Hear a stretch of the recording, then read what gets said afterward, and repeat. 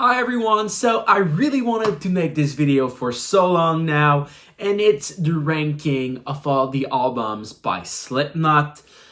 Can't wait to do it. I did it already back in 2016 when Slipknot had only 5 albums, and I watched back my video tonight, and it does not make sense to me anymore. Even with these 5 albums only, my ranking changed completely.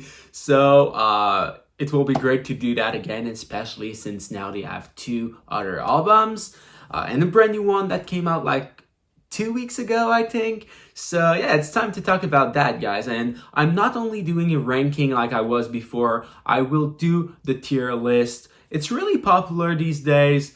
So yeah, I'm jumping on the train. I'm copying you a bit, Metal Trenches.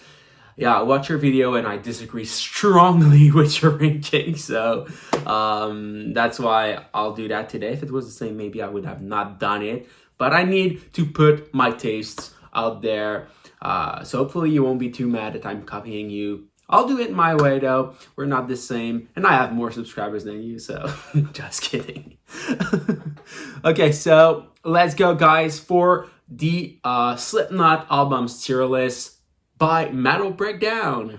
Okay, so I'm ready, and I'm using a laptop, and I'm far away, so the point of view might be weird, but you'll still get the idea of how I'm ranking it. So let's start with the very first album by Slipknot, their self-titled album.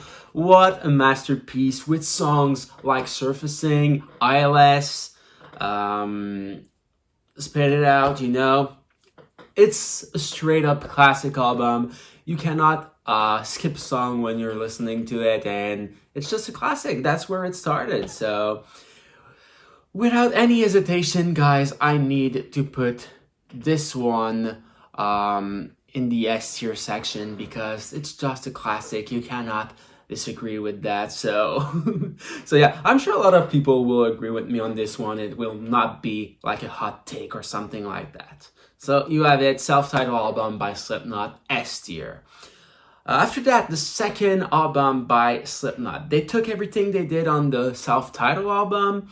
I feel like maybe they removed a bit the new metal influences. It's still there, of course, it's Slipknot, but they calmed down a bit on that and they went with the heavier album, something like that will crush your faces and your head and everything basically around you.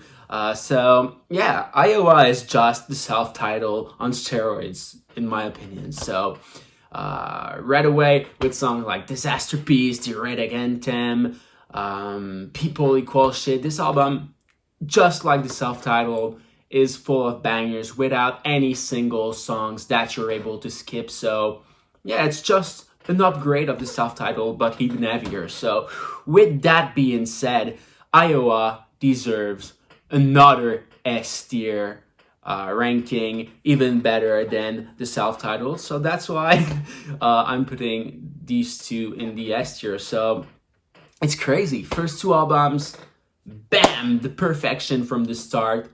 Unfortunately, guys, I'm telling you right away, spoilers alert, I won't give them any other S tier, but stay tuned for the rest of the ranking. So after that, we have Volume 3, Subliminal Verses. If you watch my 2016 video, this album was at the bottom of the list. It's one of my least favorite, and I think that's mainly because it's the album I listened to the less, so I knew it pretty well, but I did not give it enough time. But now I'm able to realize that it truly is a great album. So, well, maybe not great, but good, because there's some fillers on this one. Also, they switched up the vibe completely with, I would say, more progressive or more experimental songs and more soft songs in some ways, like Vermilion. But it works well, it really does. So it's not a bad album by any mean. I like it more and more. There's also some crazy bangers like Before I Forget and Blisters Exist. And yeah, it's full of great songs. but the vibe is a bit weird to me, not feeling it near as much as the first two albums, so that's why I'm putting Volume 3 in the B tier section. But yeah, still a solid album, they nailed it, so yeah. Okay, after that, an album that is considered by most of the people like the worst Slipknot album, I would say, and it's All Hope Is Gone. I used to love it a bit more. Now I'll put it in the C section. It's not a bad album. It's the first Slipknot album I discovered because when I first started to listen to Slipknot, it was the most recent album they had. All the three albums that came after all were not out yet because that was around, I would say, maybe 2012 that I discovered Slipknot, so 10 years ago already. And of course, this song has some incredibly super heavy songs like Butcher's Hook. I don't have the track list in front of me, but I remember it's pretty heavy. The title track, All Hope Is Gone, is wow. And of course, it has one of the biggest Slipknot song, Psychosocial. Just by the song, it deserved at least a C tier because, yeah, D. You cannot put an album in the D tier if it has Psychosocial as a song, music, and video is awesome. So yeah, also I forgot to talk about all the bangers and the big songs in Volume 3, like Duality, probably their biggest song. So yeah, that needed to be mentioned, so that's why I went back a bit. But yeah, overall, All Hope Is Gone deserves a C because I feel like it's a bit too long, way too many fillers. Some songs are also really like suffer. Some song could be a Stone Sour song. And I think a lot of the band members were not part of the process of this album, and it shows clearly. So that's why it's in this place, guys.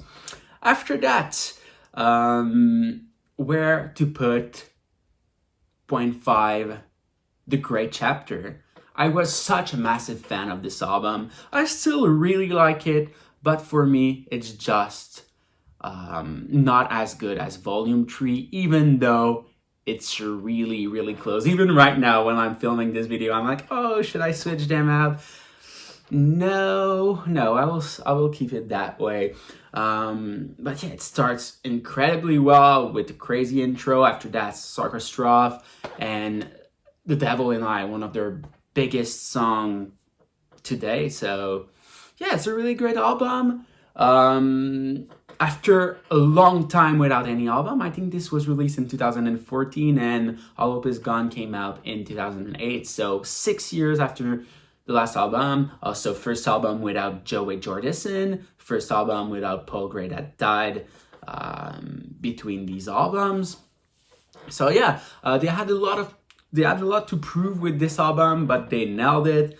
And yeah, some of the songs on this album are still amongst their biggest to this day. I don't even remember the name without the tracklist in front of me, but you know, oh, it's Custer. Yeah, the song that starts with da da da da da da da da da. This one, it's in the top 10 on Spotify right now, so it's crazy. It's working so well. And yeah, the album overall is pretty fucking good, so you have it. After that, the album, this might surprise a lot of people. I don't think that everyone will agree on this, and this might be a hot take, but I'm putting We Are Not Your Kind in the A tier list. So yeah, great album. I love it from start to finish. It's simply awesome. I listened to it again last week and it still blew me away. It's incredible. Not S tier, but close to it. Maybe with time this could go right there, but not yet, guys. The singles are incredible, like Solway Fruit, what a song, one of my favorite Slipknot songs ever. I also really like Orphan, I love Red Flags, I love Critical Darling. Nero Forte is also such a banger, and Unsaint is like, wow, massive song. Also, I think in their top 5 on Spotify, so what a song, what an album. I simply love it. That's how I want my modern Slipknot to sound.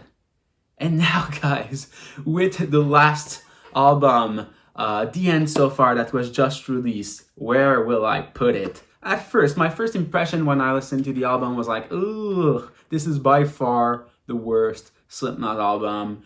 And I was pissed, guys. I was like, oh no, Slipknot does not have it anymore.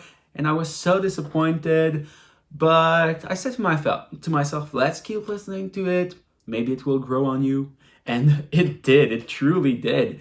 It's such an incredible album after all. Not like A tier, but it's definitely a B tier. So we'll see where I put it. But the reason why I learned to love it is because I feel like it's a bit similar to Volume 3. It has some kind of the same vibe, some more experimental songs.